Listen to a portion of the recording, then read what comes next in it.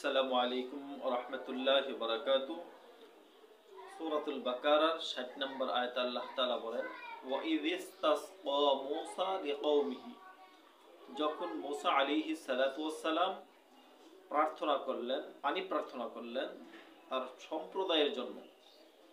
ফাকুলনা দ্রিব বিআসাকাল হাজার, আল্লাহ তাআলা বলেন, আমি মূসাকে বললাম যে তুমি তোমার লাঠির দ্বারা পাথরের মধ্যে আঘাত করো। ফাজারাত মিন হুসনাতা আশারাতা আইনা, যার ফলে মূসা আলাইহিস সালাতু ওয়াস সালাম তার হাতের লাঠির দ্বারা পাথরের মধ্যে আঘাত করলেন। ফাজারাত মিন হুসনাতা আশারাতা আইনা, সেই পাথর থেকে 12টি ঝর্ণা বের হয়ে গেল। মূসা আলাইহিস সালাতু ওয়াস সালাম হাতের লাঠি দিয়ে যখন ওই পাথরের মধ্যে আঘাত করলেন, আঘাত করার সঙ্গে সঙ্গে পাথর থেকে 12টি ঝর্ণা বের হলো। কেন 12টি ঝর্ণা বের হলো? আলিমা কুল্লু উনাসিম মাশরাবাহুম, যেন প্রত্যেক সম্প্রদায় চিনে নিতে পারে তার পানি পান করার ঘাট। বনি ইসরাইলদের মধ্যে যে 12টা সম্প্রদায় ছিল, 12টা গোত্র ছিল, গোত্রে বিভক্ত ছিল, প্রত্যেকেই যেন তার পানি পান করার ঘাট চিনে নিতে পারে। মাশরাবাহুম কুলু ওয়াশরাবু মির রিজকিল্লাহ, আল্লাহ তাআলা বলেন, আমি বনি ইসরাইলদেরকে বললাম যে তোমরা কি করো, খাও এবং পান করো আল্লাহ তাআলার রিজিক। ওয়ালা তাআসাউ ফিল আরদি মুফসিদিন, কিন্তু জমিনের মধ্যে তোমরা ঝগড়া ফ্যাসাদ বিস্তার করো না। এই বনি ইসরাইলদেরকে আল্লাহ তাআলা বিভিন্ন দিক থেকে এমন নিয়ামত দান করেছেন যে নিয়ামত আল্লাহ তাআলা অন্য কাউকে দান করেন নাই। যেমন বনি ইসরাইলরা যখন পিপাসার্ত হয়েছিল, মূসা আলাইহিস সালাতু ওয়াস সালামের কাছে যখন পানি প্রার্থনা করলেন, পানি প্রার্থনা করার সঙ্গে সঙ্গে মূসা আলাইহিস সালাতু ওয়াস সালাম কে আল্লাহ তাআলা নির্দেশ দিলেন যে তুমি কেন তোমার লাঠির দ্বারা পাথরের মধ্যে আঘাত করো।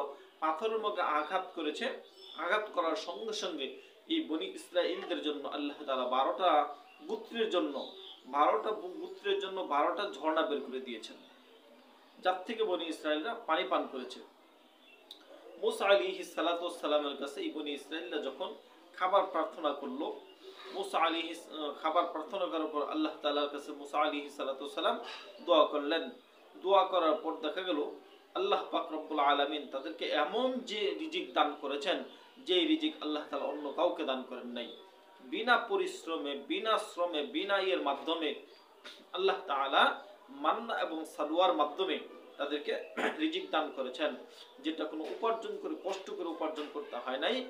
যে মূসা আলাইহিস সালাতু ওয়াস সালামের দোয়ার বরকতে বনি ইসরাইলদেরকে আল্লাহ তাআলা এই নিয়ামত দান করেছিলেন। মান্না সালওয়া কি? মান্না সালওয়া হলো যে সকালবেলা তারা দেখতেন যে শিশিরপূর্ণ ঘাসের উপর মান্না এবং সালওয়া নামক খাদ্য, মান্না এবং সালওয়া বলা হয় যে যেটা পোলাও এবং ভুনা গোশত, এটা আল্লাহ তাআলা আকাশ থেকে পাঠিয়ে দিতেন। আকাশ থেকে শিশি ঘাসের উপর পড়ে থাকতো, তারপর বনি ইসরাইলরা সকালে সেটা সংগ্রহ করে তারা খাবার দাবার করতেন। এইভাবে আল্লাহ তাআলা বনি ইসরাইলদেরকে অনেক অনেক নিয়ামত দান করেছিলেন, যেই নিয়ামত আল্লাহ তাআলা অন্য কাউকে দান করেন নাই। আল্লাহ তাআলা ইনশাআল্লাহ বনি ইসরাইলদের আলোচনা আমাদের ধারাবাহিকভাবে চলবে। বনি ইসরাইলদেরকে আল্লাহ তাআলা কি কি নিয়ামত দান করেছেন এবং এই সমস্ত নিয়ামত পাওয়ার পরেও যারা আল্লাহ তাআলার সাথে নাফরমানি করেছেন, আল্লাহ তাআলা তাদেরকে কি শাস্তি দিয়েছেন সে সম্পর্কে বিস্তারিত আলোচনা ইনশাআল্লাহ পর্যায়ক্রমে হবে। সকলেই অ্যাক্টিভ থেকে চ্যানেলটি সাবস্ক্রাইব করে রাখবেন, বেল বাটনটি ক্লিক করে রাখবেন পরবর্তী ভিডিওর নোটিফিকেশন পাওয়ার জন্য। সবাইকে ধন্যবাদ। আসসালামু আলাইকুম ওয়া রাহমাতুল্লাহ।